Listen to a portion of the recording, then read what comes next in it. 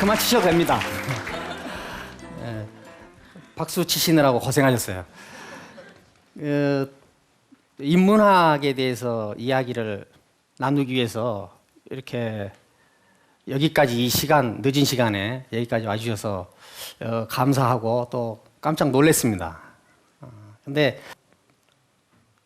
여러분들은 그 인문학 하면은 어떤 생각이 드시는지 잘 모르겠어요. 아마 저는 그 대학을 바로 들어가지 못했습니다. 그 대학 들어가기 전에 해야 될 일들이 너무 많았어요. 그래서 그 대학을 바로 못 들어가고 재수를 해서 대학을 들어갔는데 저희 나이 때는 그래도 그 시골에서 공부를 좀 하면은 뭐 이렇게 고시 공부하는 거를 좀 부모님들이 많이 원하셨잖아요. 그래서 저희는 이제 대학 들어가서 저는 그 계열별로 들어갔어요. 그래서 1학년까지는 그냥 그 같이 문과로 같이 배우다가 그다음에 이제 2학년 때 자기 전공을 정해서 올라갔습니다. 근데 2학년 전공으로 정해서 올라갈 때 제가 철학을 결정했어요. 철학을 해야 되겠다. 그때 왜 그랬는지는 잘 기억이 안 나지만 그때는 그래야 될 것 같았어요.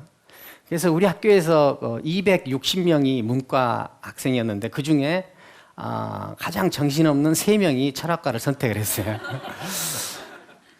그래서 이제 철학과를 선택해서 올라가는데 우리 아버님한테는 그걸 알려드려야 되겠더라고요. 저한테 학비도 지원해 주시고 그러는데 알려드리지 않을 수는 없잖아요. 그래서 아버님한테 그때 편지를 했는지 뭐 전보를 쳤는지는 모르겠지만 그래서 우리 아버님한테 그걸 알려드리게 됐어요. 그랬더니 우리 아버님이 새벽 기차로 올라오셨어요. 새벽 기차로. 그러니까 제가 철학과를 간다고 하니까 우리 아버지는 이거 집안이 거의 망하는 줄 알으시는 거예요. 제가 또 장남인다가. 제 지금 대학 시절 이야기가 바로 우리한테 이 인문학이 주었던 느낌들을 잘 보여주고 있는 것 같아요. 자기가 하고 싶더라도 집안에서는 반대하는 그런 것들이 이제 인문학이었습니다. 집안에서 반대하는 이유가 뭐였어요? 대개는 그것이 너를 배부르게 해줄 수 없다. 너를 출세시킬 수 없다. 하는 거였잖아요. 그런 그 인문학에 대한 그런 이미지로 우리가 긴 시간을 살아왔던 것 같습니다. 그런데 지금은 EBS라는 우리나라에서 대표 방송에서 인문학 특강을 개설을 했어요. 이건 제가 생각할 때는 그 엄청난 사건이라고 봅니다. 그리고 또 인문학 특강을 개설했는데 이 늦은 시간에 전부 다 이렇게 다 또 나오셨어요. 물론 저를 보고 나오시지는 않고 인문학 특강이라는 타이틀을 보고 오셨을 거예요. 그만큼 인문학이 이미 우리 한국 사회에서 차지하는 비중이 알게 모르게 높아졌다 하는 것을 이제 알 수 있죠. 인문학 열풍이 불고 있죠. 그러니까 인문학 위기 두 분리된 대립 현상. 이것을 어떻게 볼 것인가 딱 보면 알아요. 인문학은 생존이에요.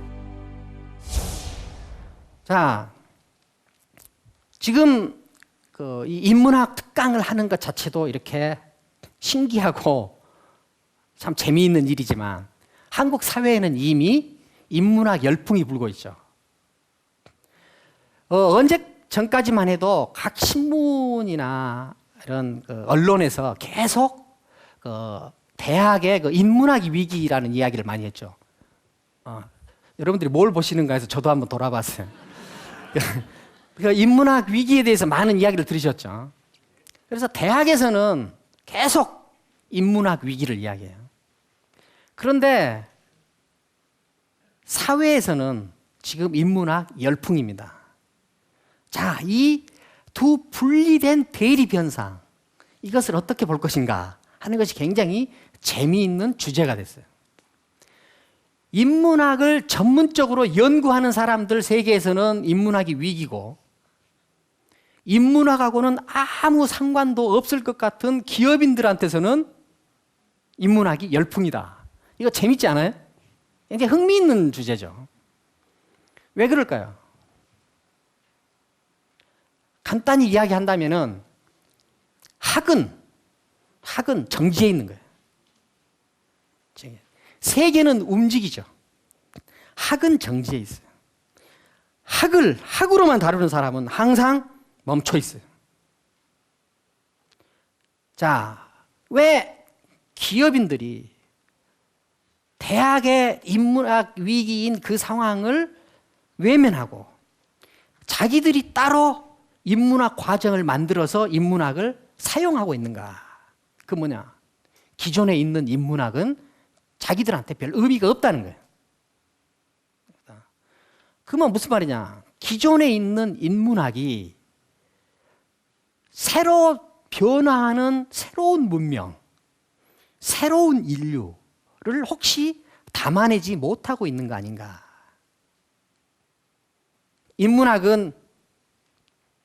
인문이라는 것은 인간이 그리는 문이죠. 이 문의는 계속 변화하는 거죠. 변하는 거죠. 자, 행복하고 싶은 사람, 돈을 많이 벌고 싶은 사람, 창의적이고 싶은 사람, 상상력이 풍부하고 싶은 사람은 인간이 그리는 문의의 방향을 따라가야 되겠어요? 아니면은 자기 시각으로 봐야 되겠어요? 따라가야 되겠죠. 맞죠. 따라가야 되겠죠. 창의적이라는 게 뭐예요? 인간이 그리는 문의의 방향을 좀 더 앞서가는 일. 이것이 창의적이죠. 인간이 그리는 문의가 어디로 갈 것인가 하고 계속 꿈꿔보는 일. 이것이 상상한다는 일이에요. 상상하는. 그래서 상상하는 일은 상상력이에요. 상상력. 힘이에요. 힘. 창의적인 것도 뭐냐면 창의력이에요. 력. 주체가 멈춰 있지 않고 인간이 그려나가고 있는 문의의 방향을 계속 추적해 갈 수 있는 힘을 가졌다는 거죠. 그런데 지금 인문학의 열풍을 우리 사회에서 주도하고 있는 그룹이 누구냐? 그 재미있는 현상이에요. 바로 전문 연구자들이 아니라 기업인들이죠.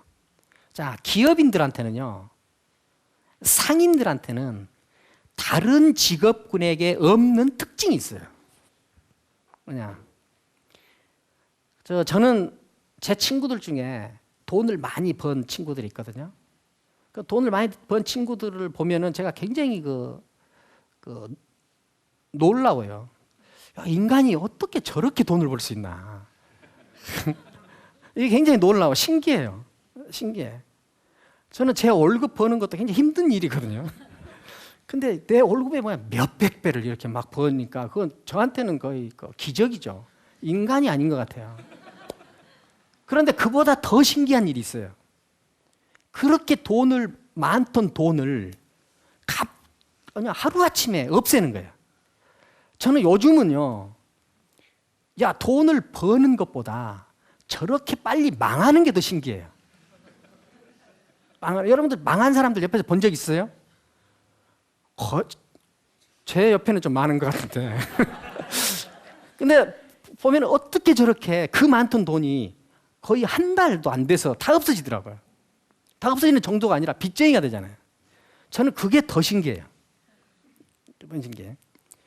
기업인들은, 상인들은 자기가 한 의사 결정이 바로 자기 승패를 좌우해요. 자기 승패를 좌우해요. 다른 직업에 없는 특징이에요. 상인들에게만 있어요. 그래서 상인들은 다른 사람들에게 없는 예민한 감각이 있어요. 예민한 감각이 있어요. 왜 이 예민한 감각이 있어요? 생과 사의 경계에 있기 때문에. 이 예민한 감각이 있어요. 이 생과 사의 경계에 있지 않은 사람은 이 예민함이 점점 마모되죠. 마모돼요. 그래서 월급을 꼬박꼬박 받는 사람 중에서 창의적인 사람 나오기 힘들 거예요. 월급도 좀 안 주고 이래야 돼요. 그런데 이 생과 사의 경계에서 이 고대 예민함을 유지하기 때문에 이 사람들한테는 감각이 살아있어요. 그래서 돈 많이 버는 훌륭한 CEO들을 보면요, 되게 의사결정이 굉장히 빠르더라고요. 뭐 깊이 생각 안 해요. 딱 보면 알아요. 딱 보면 알아요. 그런데 여러분들 보십시오. 이 세상 일은 거의가 다 딱 보면 알아야 돼요. 딱 봐서 모르는 일은 평생 몰라요. 딱 봐서 아닌데 선택해 놓은 거는 평생 고달퍼요. 결혼이 이런 경우가 많습니다. 응?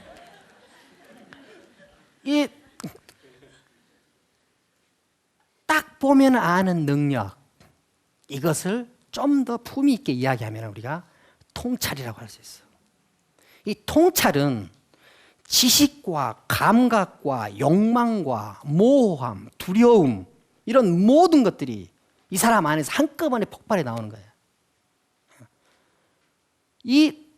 이것이 바로 뭐냐? 인문적 통찰이에요. 통찰. 그런데 상인들한테는 그것이 가능해요. 왜? 경계에 있기 때문에. 그럼 왜 상인들은 이 경계에 서서 딱 보는 능력으로 인문학을 필요로 하는가?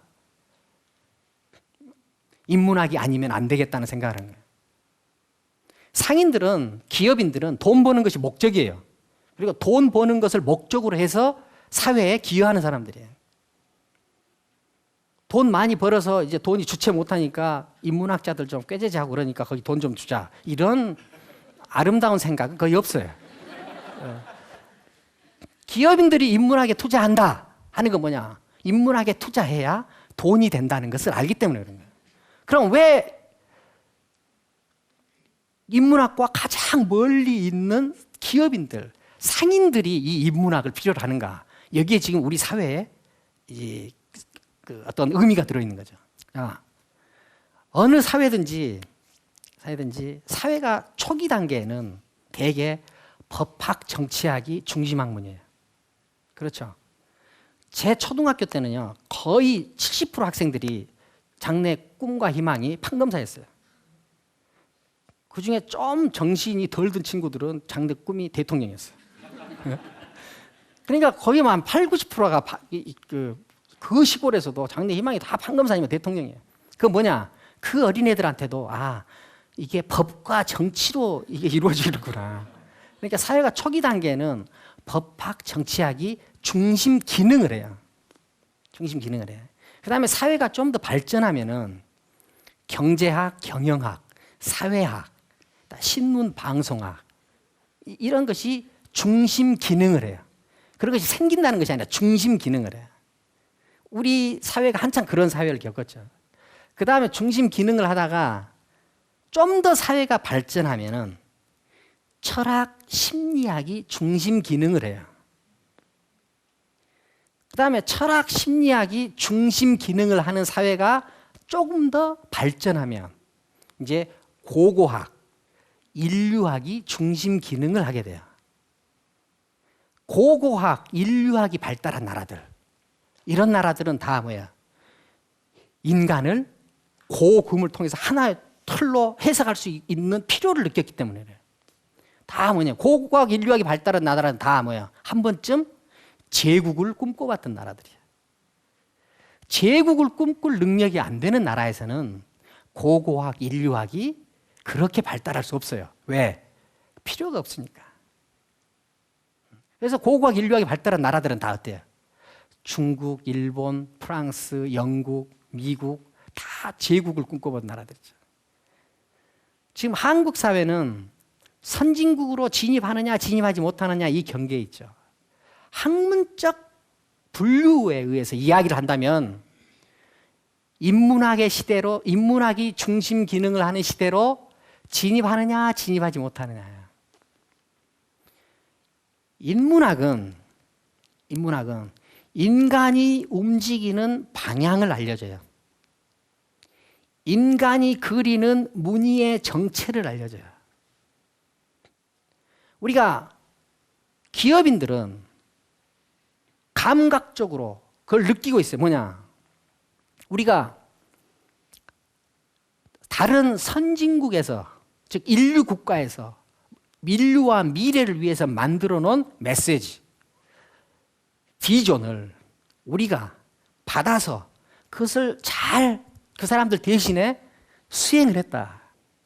그래가지고 양적으로 이 정도 팽창을 했다. 발전을 했어요. 발전을 했는데 여기서 새로운 질적 도약, 새로운 돌파구를 찾지 않으면 우리의 발전은 딱 여기까지다 하는 것을 감각적으로 알아요. 그래서 우리가 여기 지금 한국 사회를 지배하고 있는 중요한 화두가 뭡니까? 상상력과 창의성이죠. 상상력과 창의성이 필요한 이유는 뭐예요? 우리가 지금 우리의 경제 구조, 정치 구조, 교육 구조가 새로운 방향으로 돌파구를 맞지 않으면 우리는 딱 여기까지다 하는 것을 아는 거죠. 물론 교육자들도 알고 정치인들도 알고 관료들도 알고 기업인들도 알아요. 그런데 기업인만 앞서서 실천을 해요. 왜 실천을 해요? 안 하면 자기가 죽으니까. 관료들 안 해도 월급이 나와요. 교수들 돌아다니면서 얘기만 하고 자기가 안 해도 월급 나와요. 정치인 아무 소리나 해도 월급이 나와요. 그런데 기업인은 안 하면 죽어요. 지금 기업인들이 인문학을 필요로 하는 거는 뭐냐? 인문학을 통해서 더 고급스러워지겠다는 뜻이 아니라 바로 무엇과 관련되느냐? 생존과 관련된다. 인문학은 바로 무엇이냐? 생존이에요. 인문학의 생존. 이 생존의 틀, 생존의 방식, 생존의 의미가 이제 우리가 다른 사람들의 비전이나 다른 사람들의 메시지를 대신 수행했던 것 단계보다 훨씬 종합적이고 고급스러워지는 거죠. 이 단계로 진입하지 못하면 아마 이 한국 사회는 발전은 여기까지일 것이다 하는 위기의식에서 인문학이 필요했다. 한국 사회가 선진국으로 진입하느냐 못하느냐 하는 말은 뭐냐? 인문학이 중심 기능을 하는 단계로 진입하느냐 진입하지 못하느냐. 대답하는 인재보다 질문하는 인재의 비율을 높일 수 있느냐 없느냐 하는 거예요. 집단적 틀 안에서 자기를 해석하는 사람보다 집단을 이겨내고 자기의 주체성을 표현할 수 있는 사람의 비율을 높일 수 있느냐 없느냐 하는 문제. 여기에 인문학이 기능을 할 수 있다. 한국 사회가 지금 인문학의 열풍에 휩싸이고 있는 것은 이제 한국이 경제적으로 발전했기 때문에 이제 좀 삶의 의미나 찾아보고 좀 더 가치 있는 삶을 살아보자 하는 향유의 대상으로서가 아니라 한국 사회의 질적인 비약과 관련되는 일이고 바로 뭐야? 한국 사회의 발전과 관련되는 문제고 한국 사회의 생존과 관련되는 문제다. 스투디아 후마니타티스. 인문학이라는 것은 정의 내릴 수가 없다. 인문학을 설명하는 가장 절묘한 말 같아요. 인문학은 그럼 도대체 무엇인가? 인문학 하면은 아마 되게 여러분들 머릿속에는 그 인문주의가 먼저 떠오르죠. 인문주의, 뭐 인간 중심주의, 또 내지는 인본주의.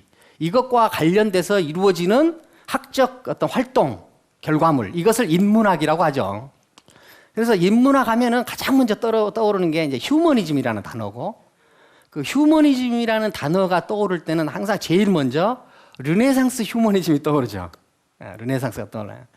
근데 그 르네상스 휴머니즘이라는 것은 한마디로 얘기하면은 신이 이 세계를 지배하고 있던 세계에서 살다가 인간이 조금씩 그 신으로부터 벗어나서 인간의 독립성을 확보하려고 하는 시도죠. 그러니까 이제 르네상스의 의미는 신으로부터 독립하겠다는 인간의 염원이 암암리에 들어가 있는 어떤 사상 운동이잖아요. 그래서 이 르네상스 이전에 로마 시대에 그 키케로라는 사람은 인문학이라는 말을 가장 먼저 말해준 사람이에요. 스투디아 후마니타티스라고. 그걸 이제 우리가 인문학이라고 그러죠. 그런데 그 인문학이라고 할 때 키케로 뭐라고 하냐면은 인간의 정신을 가장 존귀하고 완전하게 해주는 학문, 이거를 인문학이라고 했어요. 그러니까 인문학은 항상 무엇과 관련되느냐? 인간하고 관련돼요. 인간의 수월성, 인간의 완정성, 인간성의 실현, 이런 것들과 항상 관련되죠. 그러니까 인문학 하면은 인문학에서 다루는 중심은 무엇이냐? 신이 아니라 인간이에요. 인간. 인간이 어떻게 더 인간의 수월성을 더 잘 발휘하면서 할 것인가? 인간이 어떻게 더 인간성을 완벽하게 발휘하면서 살 수 있겠는가 하는 것에 대한 연구란 말이에요. 그래서 The Humanist Tradition in the West라는 책을 쓴 알란 벌락이라는 학자가 있어요. 그 알란 벌락이라는 학자는 인문주의, 그 다음에 인간적임, 그 다음에 뭐 인문주의, 인본주의, 이런 말들을 모두 다 공감할 수 있는 것으로, 내용으로 정의하는 것은 불가능한 일이다, 이런 말을 해요.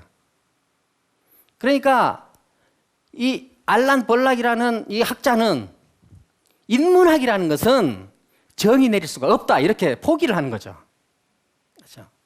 근데 그러면 이 알란 벌락이라는 철학자는 그 인문학이라는 것이 무엇이다 하는 것을 정의 내리는 것을 포기한다고 했을 때 이분이 실력이 없어서 그랬을까요? 제가 볼 때는 월등한 실력이 있기 때문에 이런 결론을 내린 것 같아요. 뭐냐? 인문학이라는 것은 어떤 내용으로, 어떤 방법으로 특정할 수가 없다. 저는 이 알란 벌락의 말이야말로 인문학을 설명하는 가장 절묘한 말 같아요. 왜 그래요? 인간은 변하기 때문에 그래요. 인간은 달라지기 때문에 그래요. 왜 인간이 변하고 달라집니까? 세계가 달라지기 때문에 그래요. 세계가 달라지기 때문에 해결해야 될 내용이 달라지고, 그 다음에 뭐예요? 그 해결하는 방법이 달라지죠. 그리고 그 해결하는 내용과 그 방법을 다르게 하면서 인간의 삶의 의미가 달라져요. 그렇죠? 존재의 지평이 달라져요.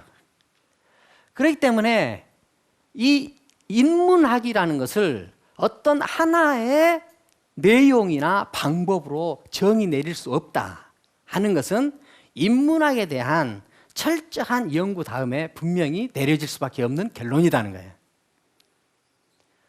자, 그러면은 인문학이라고 할 때 그럼 우리가 어떻게 그것을 이해해야 하는가? 그럼 우리가 그것을 몰라야 되는가? 그건 아니겠죠. 그럼 가장 우리가 넓은 의미에서 그것을 다루어 볼 수는 있어요. 자, 인간은 우리가 지금까지 한 얘기를 가지고 보면 인간은 고정되어 있습니까? 변합니까? 변하죠. 변하죠. 지금 여러분들 그 집 안에서도 어르신들이 계시면 어르신들이 볼 때 자기 자제나 옆집의 애들을 보면은 정말 나하고는 다른 세상 사람 같다 하는 느낌을 많이 받을 거예요. 여러분들 젊었을 때도 어렸을 때 부모님들 보면은 왜 나를 이렇게 이해 못할까? 그런 생각을 많이 하잖아요. 그다음에 지금같이 빨리 달라지고 있는 이 세상 속에서는요, 10대하고 30대 정도만 돼도요, 다른 인종이에요. 다른 인종이에요. 생김새만 겨우 비슷해요. 다른 인종이에요. 10대하고 60대하고 대화가 안 되는 것은 당연해요. 당연해요. 다른 인종이에요. 인문적은 그럼 어떻게 인문적이 되느냐? 감각을 확보하는 거예요. 다 박물관으로 가야 돼요. 우리에서 나로 돌아가야 돼요. 인문학을 이해할 때 가장 먼저 우리가 전제해야 될 건 뭐냐? 인간은 달라진다는 거예요. 달라진다. 아까 앞에서 이야기했듯이 인간이 용맹함이 인간의 수월성을 표시하는 것일 때가 있고, 그 다음에 지적 능력이 인간의 수월성을 표시할 때고, 어떨 때는 인간의 미학적 능력이 표현할 때도 있죠. 인간이 자연을 상대로 해서 인간의 존재 의미를 이해해야 될 때도 있고, 인간이 동물과의 관계에서 인간 존재 의미를 이해해야 될 때가 있고, 인간이 신과의 관계에서 인간 존재 의미를 이해해야 할 때가 있죠. 인간이 과학과 관계해야 될 때도 있고, 인간이 환경과 관련해야 될 때도 있어요. 프랑스에는 프랑스 휴머니즘이 있고, 한국에는 한국 휴머니즘이 있고, 아프리카에는 아프리카 휴머니즘이 있죠. 고대에는 고대 휴머니즘이 있어요. 인간은 모두 다 다르게 전개되고 있다. 우리가 역사를 나눌 때도 어때요? 고대, 중세, 근대, 현대로 나누죠. 이 나누는 이유가 뭐예요? 고대에는 고대인이 살았고, 중세에는 중세인이 살았고, 근대에는 근대인이 살았고, 현대에는 현대인이 살고 있잖아요. 고대인은 고대인의 시각으로 그 시대를 살았고, 중세인은 중세인의 시각으로 그 시대를 살았고, 근대인은 근대인의 시각으로 그 시대를 살았어요. 현대인은 현대인의 시각으로 그 시대를 살고요. 이 시각을 뭐라고 그러냐? 세계관이라고 그러죠. 인간은 이 다른 세계와 관계하면서 다른 시각을 공유하는 방식으로 인간은 움직인다. 인간은 그냥 들쑥날쑥 사는 게 아니라 인간은 이렇게 하나의 흐름 속에 존재한다. 인간이 이 흐름 속에 존재한다 하는 말을 뭐라고 그러냐? 그건 뭐예요? 인문이라고 그래요. 인문. 인문. 인문이라는 말은 인간이 그리는 문이라는 말이에요. 인간이 그리는 무늬. 자, 인간은 그냥 함부로 사는 게 아니라 어떤 큰 흐름 속에 존재한다. 그 무늬를 그리면서 산다. 이 무늬를 그리면서 사는 것에 대해서 그 무늬가 도대체 무엇이냐? 우리가 어떻게 움직이고 있느냐 하는 것을 연구하거나 알게 해주려는 지적 활동, 이거를 인문학이라고 그래요. 그걸 인문학. 자, 인문학은 대학 안에서는 크게 우리가 세 개의 학문으로 인문학이 구성되어 있다고 그래요. 물론 건축이나 시나 예술 모두 다 인문학적 범위 안에 들지만 크게 우리가 세 가지를 든다면은 문학, 철학, 사학을 들죠. 자, 문학은 뭐예요? 문학은 인간이 그리는 무늬의 정체를 언어의 수사적 기법을 사용하고 감동을 자극하는 형식을 통해서 알게 해주는 학문. 이게 문학이에요. 사학은 사건들의 시간적인 계기를 통해서 인간이 어떤 무늬를 그리면서 사는가 하는 것을 알게 해주는 학문. 이것이 사학이에요. 철학은 뭐예요? 철학은 이 세계를 명징한 개념, 범주로 포착한 다음에 그 범주들의 관계로 인간이 그리는 무늬의 정체가 무엇인가 하는 것을 알게 해주는 학문. 이것이 철학이에요. 자, 인문학은 인간이 그리는 무늬에 대해서 알게 해주는 학문이다. 그런데 여러분들이 주의해야 될 게 있어요. 우리가 학이다라고 정해지면 이거는 매우 폐쇄적이 될 수밖에 없다. 이거는 학이라고 정해지는 순간 그 학들은 모두 다 어디로 가야 돼요? 다 박물관으로 가야 돼요. 박물관. 우리가 학이라는 말은 원래 배운다는 말이죠. 자, 배운다는 말의 가장 기본적인 의미가 뭐겠어요? 모방한다는 게 모방. 배움의 기초는 모방이거든요. 우리가 뭘 배운다 하는 것은 가장 기본적으로 모방한다는 거예요. 어떤 것이 학으로 정해지는 순간 그 학은 모방해야 되는 대상으로 정지해버려요. 정지해버려요. 우리가 학문을 하는 거는 정지된 그 대상을 정지된 형태로 흡수하는 것이 아니라 그 정지된 형태로 만들어진 그 학이 어떤 동작 속에서 어떤 활동 속에서 이루어져 있는가 하는 것을 짐작하는 거예요. 그래서 자기가 그 활동을 할 수 있어야 돼요. 활동할 수 있어야 돼요. 우리가 인문학이라는 학문은 이렇게 많은데 왜 우리는 인문적 통찰이랄지 인문적 창의성이랄지 인문적 상상력은 굉장히 부족한 문화가 되어 있는가? 바로 뭐냐? 자기가 해야 될 인문적 활동을 중시하는 것이 아니라 이미 정해진 학에 대한 학습을 중시하기 때문이다. 그래서 이 인문학은 더 이상 학이 아니라 활동이어야 된다. 활동할 수 없는 인문학적 학습은 자기를 오히려 제한하고 자기 숨통을 조이는 거다. 우리가 해야 될 일은 뭐냐? 인문학을 학적 체계로 수용하는 일이 아니라 인문적 활동을 할 수 있는, 인문적 통찰을 할 수 있는 자기만의 감각을 확보하는 거죠. 그래서 결국은 뭐냐? 자기가 인문적이 되어야 되는 거예요. 자, 지금 인문적은 그럼 어떻게 인문적이 되느냐? 여러분들 지금 여기 나와서 같이 이렇게 우리가 같이 인문학 이야기를 하는데 좋습니까? 나쁩니까? 좋아요? 예, 좋습니까? 저도 좋습니다. 자, 여기서 우리가 이 인문적인 이런 대화를 함께 나누는 일을 좋다, 나쁘다로만 이야기하면 충분한가? 우리가 이 상황을 인문적으로 본다는 건 뭐냐? 지금 벌어지고 있는 이 상황에 대해서 자기가 한번 질문해 보는 거예요. 왜 내가 여기 앉아있지?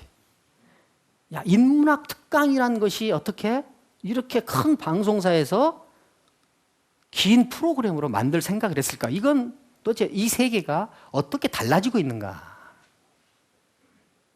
인문적 통찰, 인문적 활동을 한다는 것은 그 사태에 대해서 자기의 가치를 표현하는 것이 아니라 그 사태에 대해서 질문해 보는 거예요.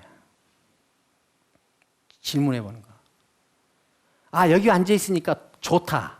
이거는 대답하는 거예요, 질문하는 거예요. 이건 대답하는 거죠.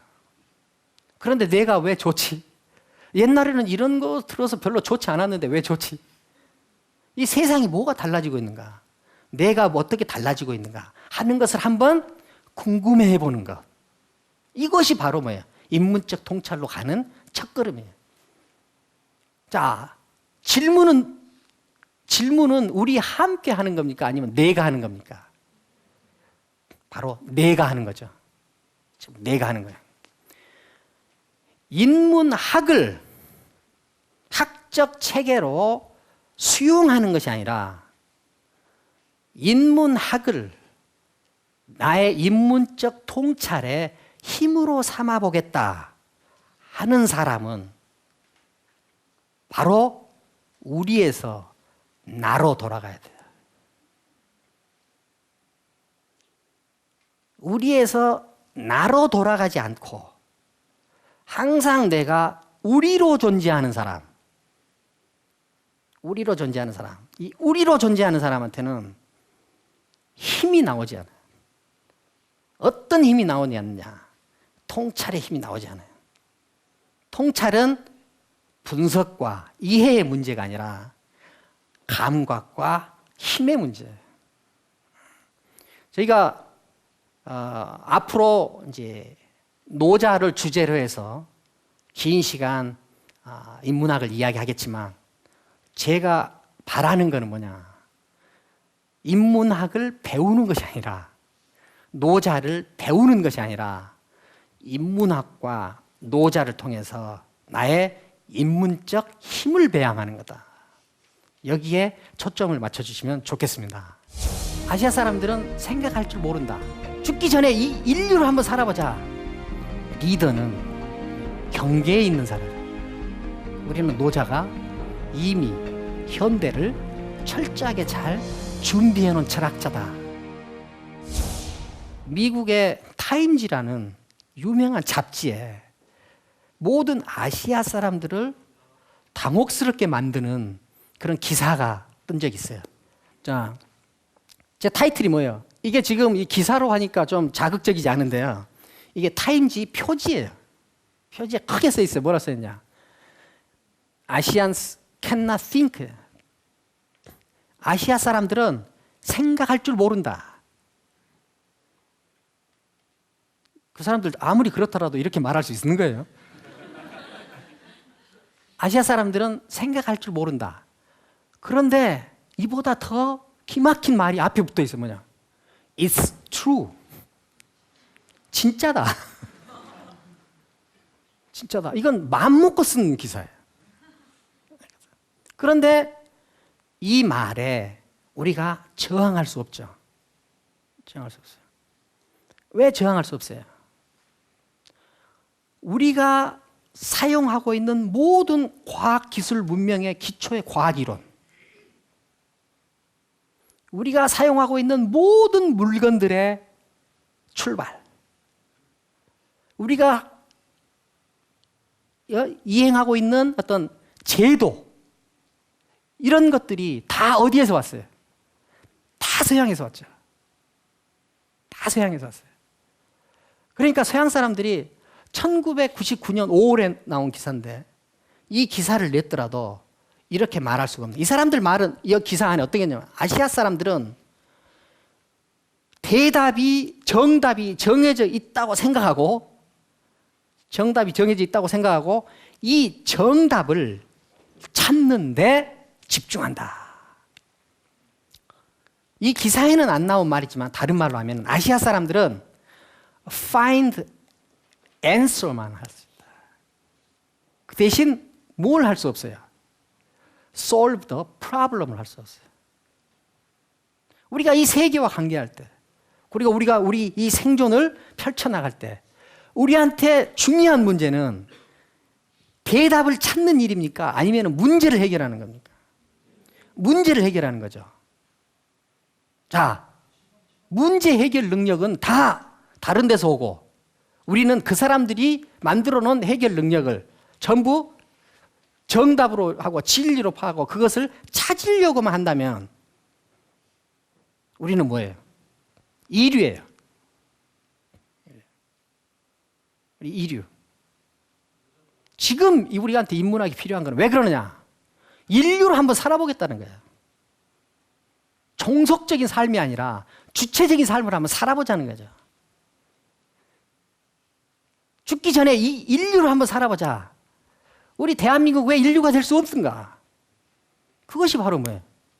우리가 지금 인문학을 하는 이유단 말이에요. 생각을 하자. 그럼 이 생각은 뭐 어떻게 돼요? 내일 오후 3시부터 생각하자 해서 생각이 됩니까? 안 돼요. 뭐냐? 생각할 수 있는 주체의 힘, 이 동력이 있어야 된다. 동력이 있어야 된다. 그럼 우리는 왜 생각할 수 없는가? 생각할 수 없는가? 우리는 머릿속에 너무 강한 신념과 이념과 가치관과 지적 체계가 있다. 우리한테는 항상 외부에 있는 것이 진리였다. 그러니까 그 진리를 우리가 계속 머릿속에다 집어넣고 있어요. 그래서 그 머릿속에 집어넣고 그것을 그대로 수행만 하려고 하는 거죠. 자, 그러면은 우리가 다시 상인들, 기업인들로 돌아가 보죠. 기업인들은 제가 볼 때는 적어도 인문적 통찰을 할 수 있는 가능성을 가장 강하게 가지고 있는 사람. 왜 가장 강하게 가지고 있어요? 주체의 힘이 있죠. 왜 주체의 힘이 있습니까? 왜 주체의 힘이 있어요? 그 사람이 한쪽을 선택했어요? 아니면 경계에 있어요? 경계에 있기 때문이죠. 경계에 있기 때문이죠. 경계에 부단한 중첩. 이것이 흐름이에요. 이 경계에 부단한 중첩. 이 흐름 속에 자기를 맡긴다 하는 거면 자기를 지배하는 어떤 신념과 이념으로부터도 벗어났다. 나는 자유다 하는 얘기죠. 인간은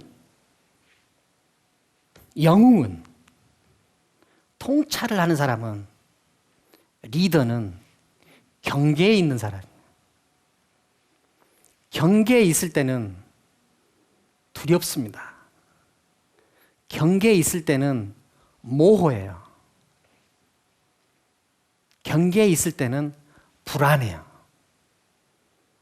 이 불안과 모호함, 이것을 분명히 하려고 하지 마십시오. 이거는 분명히 해야 될 것이 아니라 견뎌야 될 거예요. 받아들여야 될 거예요. 이 두려움, 경계에 서는 두려움을 견디지 못하면 한쪽을 선택하게 돼요. 한쪽을 선택하는 순간 이 사람은 딱 여기까지. 이 경계에 서 있을 때 있는 모호함을 분명하게 하려고 노력하는 순간 그거는 거기까지. 여러분 연애할 때도요. 우리 둘이 좋기는 좋은데 뭔가 좀 모호해서 분명히 하고 싶죠. 끝이에요. 이 모호함, 두려움, 불안함, 이것을 견딜 수 있는가 없는가, 이것이 그 사람이 인문적 통찰로 나아갈 수 있는가 없는가를 보여주는 거예요. 모든 갈등과 협소함, 제한, 이런 것들은 다 어디에 있느냐? 명료함이 있어요. 어느 한쪽을 명료하게 선택하는 순간 이제는 뭐예요? 그 한쪽에서만 살게 되는 거죠. 우리가 왜 생각하지 못하는가? 한쪽에 있기 때문에 그래요. 한쪽을 선택했기 때문에. 체계를 받아들였기 때문에. 그 체계를 자기가 숭배하고 있기 때문에. 우리가 왜 자유롭지 않은가? 왜 생각할 수 없는가? 하는 것은 뭐냐? 지식을 진리로 알고 있다. 믿음을 진리로 알고 있다. 그래서 자기가 가지고 있는 이론과 지식과 관념과 이념을 머리 위에 쥐고 있는 거죠. 인문적 활동을 한다는 게 뭐냐? 이 머리에 쥐고 있던 것을 발 아래 내려서 자기가 밟고 우뚝 서는 거예요. 그래서 인문적인 창의성은 결국은 무슨 문제와 관련되는가? 용기와 관련돼요. 용기와 관련됩니다.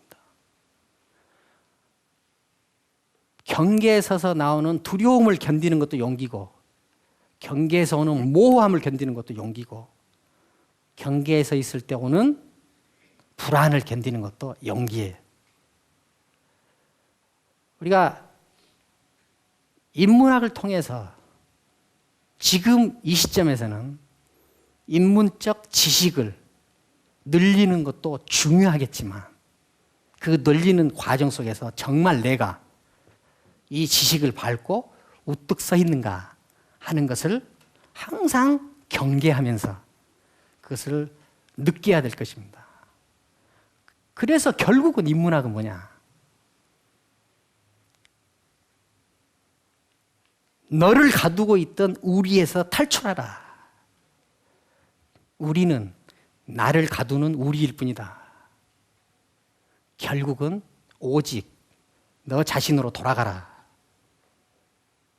거기에 무엇이냐? 행복이 있고 자유가 있고 통찰이 있다.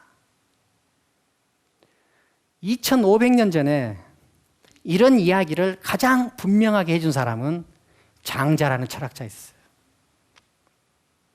장자라는 철학자 이전에 노자라는 철학자가 있어요. 자, 노자는 우리한테 무엇을 이야기하느냐? 너를 지배하고 있는 우리를 지배하고 있는 가치관이나 이념은 기준이다. 그 기준은 억지로 만들어서 개념적으로 구조화해 놓은 것일 뿐이다. 그 기준이 행사되는 한 사회는 혹은 너는 구분될 것이다. 구분된 다음에는 한쪽을 배제할 것이다.